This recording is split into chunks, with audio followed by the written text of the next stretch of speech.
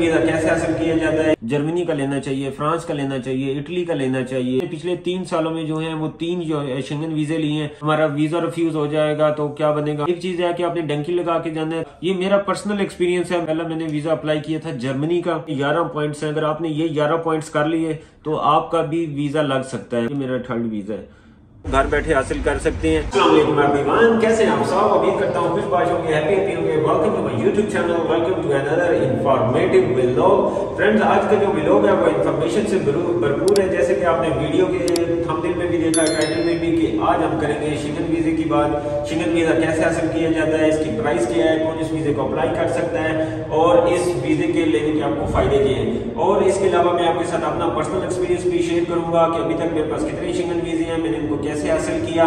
तो ये जो व्लॉग है वो इन्फॉर्मेशन से भरपूर है और इंशाल्लाह आपको इसमें देख के बहुत ज्यादा फायदा होने वाला है। तो मैंने आपसे रिक्वेस्ट करनी है कि आपने वीडियो को जो है एंड तक लाजमी देखना है। पहले मैंने किसी वीडियो में आपको नहीं कहा कि आपने एंड तक देखना है, क्योंकि अगर आप इस वीडियो को एंड तक नहीं देखेंगे तो आपको जो इन्फॉर्मेशन मैं पहुंचाना चाह रहा हूँ वो मेरा पैगाम आप तक नहीं पहुंचेगा। तो पहले आपने वीडियो से जुड़े रहना है एंड तक, और सारी जो इन्फॉर्मेशन है वो मैं आपके साथ शेयर करूंगा, अपना एक्सपीरियंस भी शेयर करूंगा और आपको इससे बहुत ज्यादा फायदा होने वाला है। तो चलिए वीडियो को स्टार्ट करते हैं। Let's start it. गाइस, सबसे पहले हम डिस्कस कर लेते हैं कि शेंगन वीजा होता क्या है। शेंगन वीजा बेसिकली 26 स्टेट्स हैं यूरोपीय यूनियन की जो ये वीजा इशू करती हैं। उनमें स्पेन है, जर्मनी है, इटली है, फ्रांस है, पोर्टुगाल है, स्विट्जरलैंड है, rest of many other countries also. Total जो है वो 26 ममालिक हैं जो ये वीजा इशू करते हैं। इन 26 ममालिक का जब में से आप किसी भी एक कंट्री का ये वीजा ले लेते हैं उसको शेंगन वीजा बोलते हैं।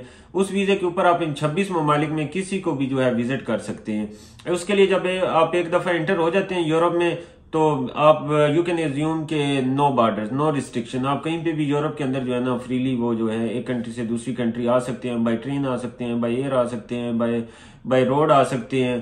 तो अदर मीन्स ऑफ सोर्स भी आल्सो यूज कर सकते हैं। तो ये बहुत बड़ी सहूलत हो जाती है जब आपको एक ही ममालिक का कोई भी ये इनमें से एक आपको इशू कर दे शेंगन वीजा, तो आप पूरे यूरोप में जो है जहां पे भी मर्जी से अपनी ना घूम फिर सकते हैं, एंजॉय कर सकते हैं अपने ट्रिप को। अब यहाँ पे सबसे बड़ा सवाल आ जाता है कि हमें शेंगन वीजा इन 26 ममालिक में से किस कंट्री का लेना चाहिए। आखिर जर्मनी का लेना चाहिए, फ्रांस का लेना चाहिए, इटली का लेना चाहिए, पोर्टुगाल का लेना चाहिए, स्विट्जरलैंड, किस कंट्री का हमें अप्लाई करना चाहिए। तो उसके लिए सबसे जो बेहतर होता है, जो एक अमूमन जो ट्रेवलर है यूज करते हैं, जब मैंने अपना वीजा अप्लाई किया था मैंने भी ऐसे ही अप्लाई किया था कि जिस कंट्री में आपने जाके ज्यादा टाइम स्पेंड करना है। लेट्स अज्यूम आपने जाना है स्पेन और फ्रांस। स्पेन में आपके हैं 4 दिन और फ्रांस में है आपका स्टे 3 दिन। तो जहां पे आपका स्टे सबसे ज्यादा होगा, इस केस में, इस एग्जांपल में स्पेन में आप सबसे ज्यादा अपना डे स्पेंड कर रहे हैं 4 दिन और फ्रांस में आपने किए हैं 3 दिन का ट्रिप प्लान, तो आपको जो है वो स्पेन का वीजा अप्लाई करना होगा। और दूसरा एक और इसमें ये हो सकता है, लेट्स सपोज कि आपने 4 दिन यूरोप में रहना है टोटल, उसमें से 2 दिन है आपके इटली के, 1 दिन है स्पेन का और 1 दिन है लेट्स सपोज फ्रांस का। तो आपने जो पहली कंट्री है जहां पे आपने 2 दिन स्पेंड करने हैं, इटली, तो आप इटली के एम्बेसी में जो है अपना वीजा अप्लाई करेंगे। जब आपको वहां से वो वीजा इशू हो जाएगा तो आप यूरोप जाएंगे। इटली में आपने एंट्री लेनी है सबसे पहले।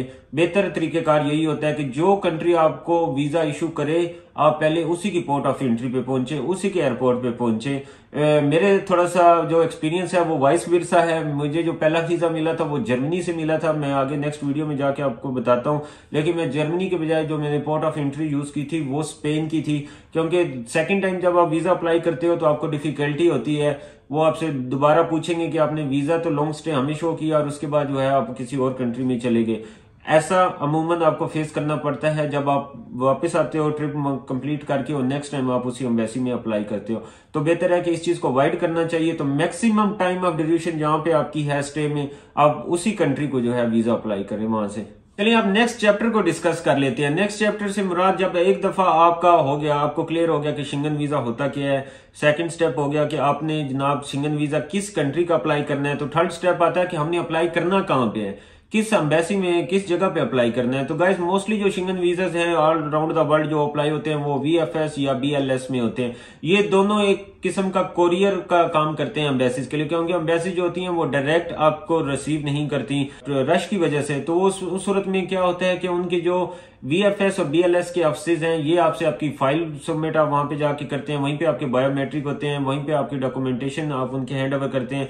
यही जो आपका डॉक्यूमेंटेशन होती है उठा के फिर एम्बेसी ले जाते हैं, वहां पे जब आपका वीजा लग जाता है तो वो फिर वापस जो लेके आते हैं VFS के ऑफिस और वहां से जो है डिस्ट्रीब्यूट कर दिया जाता है जहां से वो फाइल बिलोंग करती है। इस वीडियो को बनाने का मकसद सिर्फ आप तक आगाही पहुंचाना, आप तक इन्फॉर्मेशन पहुंचाना है ताकि आप ये वीजा खुद अप्लाई करें, आप एजेंटों के हथे ना चढ़ें, किसी और बंदे के हथे ना चढ़ें जिससे आपकी जो है ना हार्ड अर्न मनी जो है ना वो वेस्ट हो। तो अभी जो है सबसे पहले इसकी प्राइस भी साथ डिस्कस कर लेते हैं कि ये इसकी प्राइस क्या है अगर आप खुद अप्लाई करते हैं। गाइस अभी इस टाइम जो आज के वक्त के मुताबिक जो है पाकिस्तानी 30,000 रुपए का जो है इसकी वीजा फीसिस और इसकी जो डॉक्यूमेंटेशन और ये सारा अगर आप करें तो 30 से 35,000 रुपए के आर में जो है ना आप ये इजीली शेंगन वीजा हासिल कर सकते हैं। और अगर आप इंडिया से देख रहे हैं तो तकरीबन 8 से 9,000 जो INR है उनका रुपए हैं वो लगेंगे और ये आपको वीजा मिल जाएगा। It's very cheap for Schengen state. 26 ममालिक के लिए अगर इतनी प्राइस में मिल जाए तो ये काफी ज्यादा बेहतर है, लेकिन करना आपको खुद अप्लाई है, आपको किसी एजेंट के थ्रू नहीं अप्लाई करना।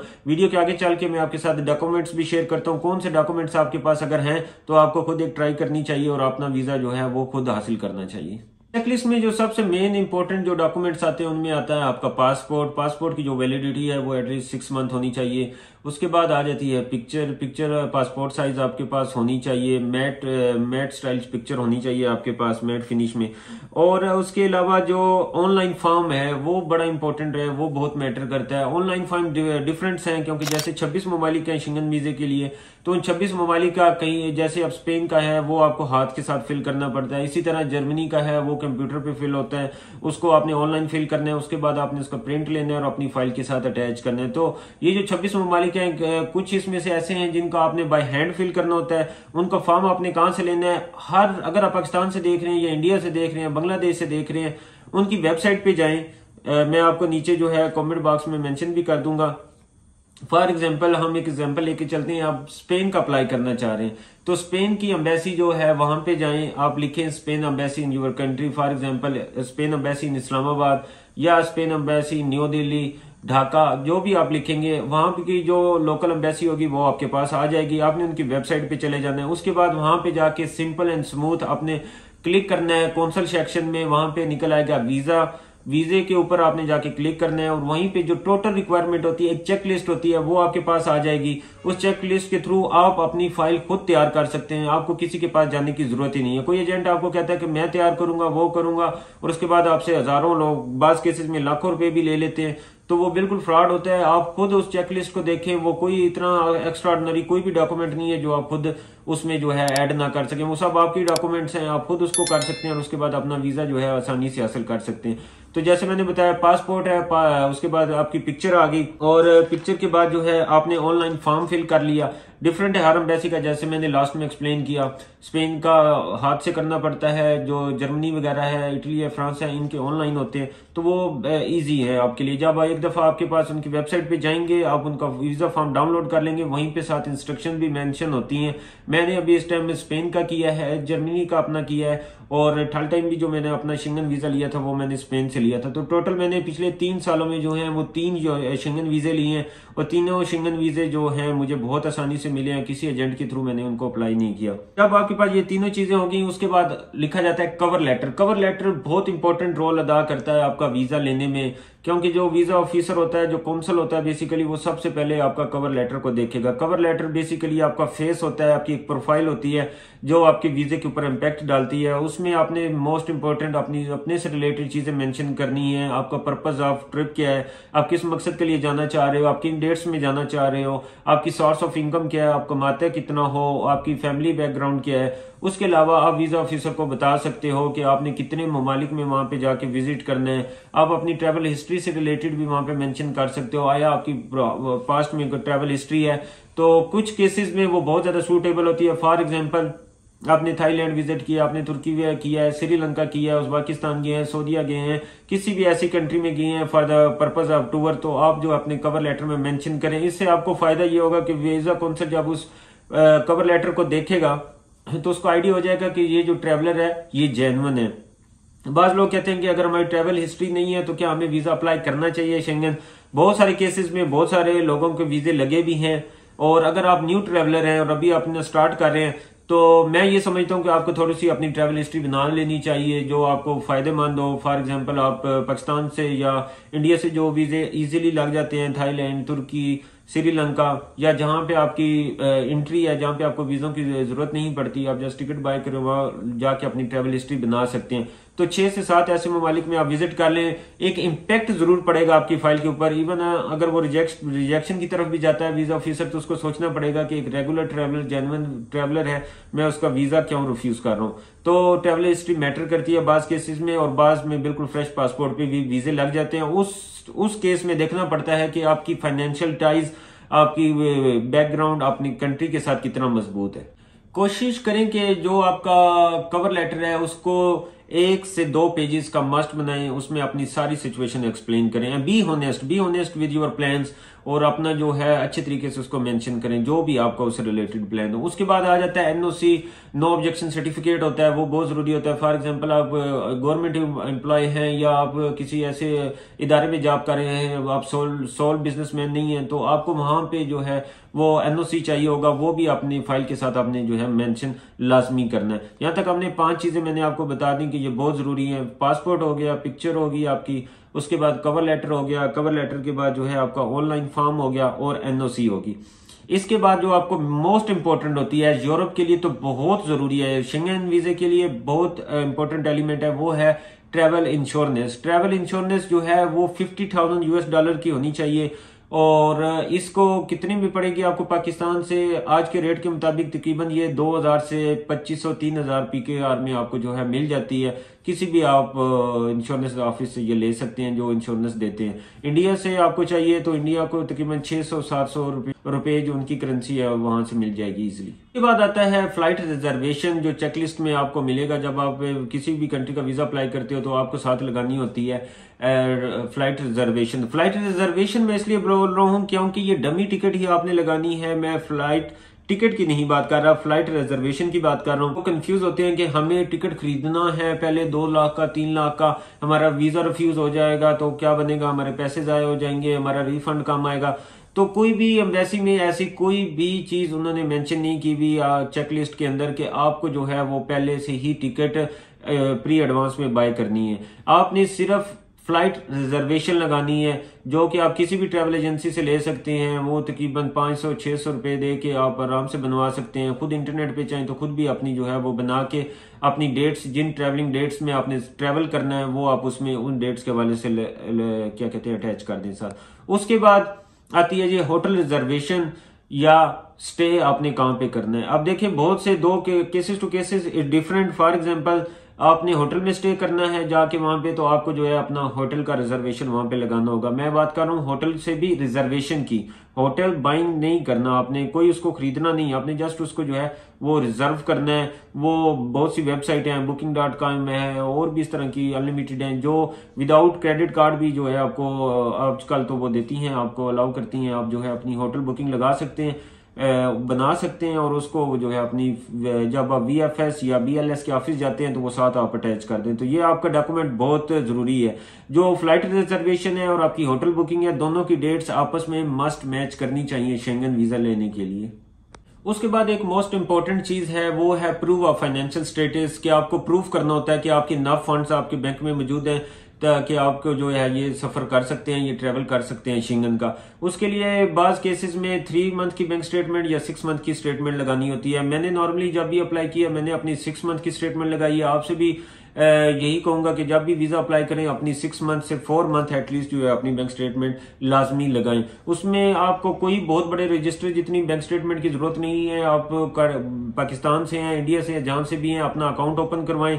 6 मंथ उस अकाउंट को रनिंग में रखें। उस अमाउंट से जो भी आप चीजें पे कर रहे हैं, जो भी खरीदारी आप कर रहे हैं, आप अपने डेबिट कार्ड से करें।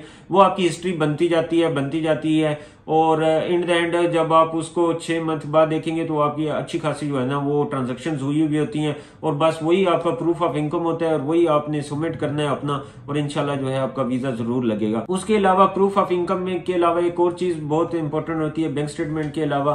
बैंक स्टेटमेंट के अलावा जो मोस्ट इंपॉर्टेंट और चीज है वो है कि आप करते क्या हैं, which is your source of income. अब देखें अगर आपने एक बिजनेस रजिस्टर कराया हुआ है तो साथ आपके लगेंगे बिजनेस के डॉक्यूमेंट्स, उसमें चैम्बर ऑफ कॉमर्स आ जाता है, उसमें FBR के डॉक्यूमेंट्स आ जाते हैं जो आप डिक्लेरेशन करते रहते हैं। तो अगर अभी भी आपके पास नहीं है तो ये बहुत इजीली डॉक्यूमेंट्स हैं, आप बनवा सकते हैं। ऐसे डॉक्यूमेंट्स बहुत आसानी से पाकिस्तान से, इंडिया से, बांग्लादेश से ये बन जाते हैं। अगर आपके पास नहीं भी है बिजनेस तो आप ये डॉक्यूमेंट बनवा के रख लें अपना, इसको 2 साल 6 महीने 8 महीने या 1.5 साल चलाएं तो आपको वीजा आपको खुद ही मिल जाएगा। एक चीज है कि आपने डंकी लगा के जाना है, दूसरी चीज है कि आप थोड़ा सा वेट करके, सब्र करके, प्रॉपर डॉक्यूमेंटेशन करके अपनी थोड़ी सी ट्रैवल हिस्ट्री बना के अप्लाई करें तो वीजा आपका वैसे ही लग जाएगा। स्टेटमेंट को आपको बता दिया कि स्टेटमेंट आपने कैसे बनानी है। बैंक में खाता खुलवाएं, अपना अकाउंट खुलवाएं, उसी अकाउंट को आपने जो है वो यूज करना है 6 मंथ, उसी से सारी ट्रांजैक्शन करनी है। कुछ भी पे करना है, कुछ भी लेन देन करना है, सारा अपना बैंक ट्रांजैक्शन से करें, ठीक है। और उसके अलावा जो है अपना अगर अभी तक आपका नहीं रजिस्टर हुआ बिजनेस तो आप अपना एक बिजनेस रजिस्टर करा लें चैम्बर ऑफ कॉमर्स में। उसके बाद अपना ITR भरते रहें हर मंथ, और जैसे ही आपके साल 1.5 साल गुजरे इस दौरान जो है आप उसको फिलअप करते रहें, करवाते रहें। जैसे ही वो साल 1.5 साल हो उसके बाद आप थोड़ी सी ट्रैवल हिस्ट्री बनाएं और अपना जो है वो वीजा अप्लाई कर दें तो इंशाल्लाह हाईली चांसेस हैं कि आपको जो है वीजा मिलेगा। ये मेरा पर्सनल एक्सपीरियंस है। मैंने जब फर्स्ट टाइम अप्लाई किया था तो मेरे तकरीबन जो है ना साल का बिजनेस मेरे नाम पे था और मैंने वीजा अप्लाई कर दिया था। पहला मैंने वीजा अप्लाई किया था जर्मनी का, उसके बाद जो मैंने सेकंड अपना वीजा अप्लाई किया था वो मैंने अप्लाई किया था स्पेन का, उसके बाद जो मैंने तीसरा अपना वीजा अप्लाई किया था वो भी मैंने किया था स्पेन का। तो अभी तक मैंने तकरीबन लास्ट 4 ईयर में अपने 3 वीजे अप्लाई किए हैं और तीनों वीजे जो मुझे हैं, तकरीबन पहला वीजा मुझे थोड़ा लेट मिला था, उसमें कुछ डेज लगे थे, उसके बाद स्पेन का 3 डेज में मिला, उसके बाद दूसरा भी स्पेन का मुझे 3 डेज में मिला। तो गाइज ये कुछ चीजें हैं जो मैंने आपके साथ शेयर की हैं। ये इतनी बड़ी चेकलिस्ट नहीं है, तकरीबन 8 से 9 डॉक्यूमेंट्स हैं जिनको आपने ज़हन में रखना है और आपका वीजा इंशाल्लाह प्रूफ हो जाना है। जो पहला वीजा मेरा जो लगा था वो था जर्मनी से, तो जर्मनी का जो वीजा है वो मुझे मिल गया था तकरीबन 1 वीक के अंदर आफ्टर अप्लाई करने के बाद। सेम यही चेकलिस्ट है जो मैंने आपको अभी बताई है वीडियो के दौरान, यही चीजें 11 पॉइंट्स हैं। अगर आपने ये 11 पॉइंट्स कर लिए तो आपका भी वीजा लग सकता है। कोई ऐसी बात नहीं है, किसी एजेंट की जरूरत नहीं है, किसी की मिन्नत तरले करने की जरूरत नहीं है। आप खुद अपना वीजा जो है वो खुद अप्लाई करें। सिर्फ 30-35 हजार में जो मैंने बातें बताई हैं उन पे अमल करें, इंशाल्लाह आपको जो है उसमें कामयाबी मिलेगी। मैं आपके साथ अपना वीजा शो करता हूँ। ये मेरा है जी जर्मनी का वीजा जो पहला मुझे मिला था। उसके बाद पासपोर्ट चेंज हुआ और पासपोर्ट चेंज करने के बाद फिर ये मेरा दूसरा वीजा है, ये भी यूरोप का है, ये मैंने स्पेन से लिया था।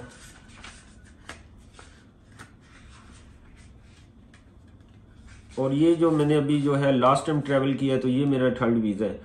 तो गाइस ये आप भी ले सकते हैं, it's so simple so easy. जो मैंने चेकलिस्ट बताई है उस पर अमल करें, इंशाल्लाह वीजा आपको भी मिल जाएगा। अगर आपको तो आज का कंटेंट अच्छा लगा है, पसंद आया तो अपने चैनल को लाइक शेयर और सब्सक्राइब एक तो सबसे पहले मस्ट करना है, और दोस्तों के साथ भी आपने इस इन्फॉर्मेटिव व्लॉग को लाजमी शेयर करना है ताकि जो लोग शेंगन वीजा अप्लाई करना चाह रहे हैं उनकी रहनुमाई हो सके, बजाय वो किसी एजेंटों के पास जाएं, वो अपना वीजा खुद अप्लाई करें। मैंने आपको बता भी दिया है, सारे पॉइंट्स भी शेयर कर दिए हैं। अगर फिर भी समझ नहीं आई तो वीडियो को दोबारा देखें, आपके जो पॉइंट्स है वो क्लियर हो जाएंगे। उसके अलावा अगर आप चाहते हैं तो मुझे कमेंट बॉक्स में मैसेज करें, तो मैं इंशाल्लाह जो भी आपका बेस्ट पॉसिबल हुआ आपको उसमें आपकी रहनुमाई भी करूंगा, और आपको जो है मजीद अगर उस चीज में कोई हेल्प आउट हुई तो इंशाल्लाह हेल्प भी करेंगे। इसके अलावा क्या कहते हैं, अगर आप तुर्की के रिलेटेड कोई कंटेंट देखना चाहते हैं कि तुर्की का वीजा कैसे अप्लाई करना है, तुर्की का वीजा कैसे मिलेगा, तो काइंडली कमेंट बॉक्स में मुझे जरूर बताएं। तो आने वाले दिनों में मैं उसके ऊपर भी एक पूरी व्लॉग बनाऊंगा, एक वीडियो बनाऊंगा और अपना एक्सपीरियंस भी शेयर करूंगा कि मैंने तुर्की का वीजा कैसे हासिल किया। और अगर आप अप्लाई कर रहे हैं तो आपने किन किन चीजों का ख्याल रखना है, किन किन डॉक्यूमेंट्स का आपके पास होना जरूरी है, तो तुर्की का वीजा आप भी जो है वो घर बैठे हासिल कर सकते हैं। तो चले आए आज के वीडियो का यहीं पे इख्तिताम करते हैं। तो चैनल को लाइक शेयर और सब्सक्राइब जरूर करना है। इतने इन्फॉर्मेटिव व्लॉग के बाद यारों एक सब्सक्राइब तो लाजमी बनता है ना। अब चले जी, ठीक है, मिलते हैं नेक्स्ट व्लॉग में, तब तक के लिए गुड बाय, अल्लाह हाफिज।